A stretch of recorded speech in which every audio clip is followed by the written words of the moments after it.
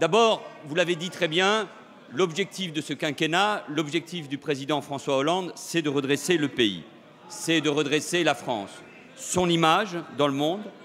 son économie, et notamment à travers le pacte de responsabilité et de solidarité, son industrie, puisque nous avions perdu en 10 ans notre compétitivité dans son domaine, mais aussi, et c'est essentiel et vous l'avez rappelé, son école, d'où la nécessité de mettre en œuvre les réformes et notamment celle du collège. Le deuxième objectif, c'est la protection, c'est protéger les Français face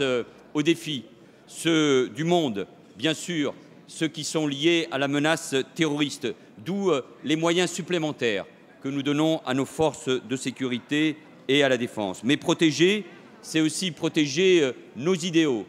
les idéaux de la République, et plus particulièrement la laïcité. Et puis enfin, c'est assurer bien sûr le progrès autour d'un destin collectif, progrès économique, progrès scientifique, progrès social pour les salariés, progrès écologique, progrès sociétaux avec notamment la loi qui a permis l'instauration du mariage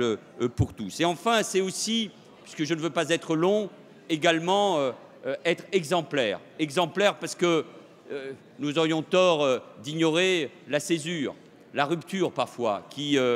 existe entre les citoyens et les responsables politiques. Et de ce point de vue-là, l'exemplarité, l'honnêteté, les choix qui ont été faits depuis 2012, je pense à la loi concernant la transparence, mais aussi au non-cumul des mandats, à la mise en œuvre de la parité, tout cela montre également un changement des pratiques que nous devons impulser et continuer à mettre en œuvre. Bref, il s'agit, dans une situation qui reste difficile, même si sur le plan économique, aujourd'hui, les choses vont mieux et que les perspectives de croissance sont là, de redonner espoir à la France,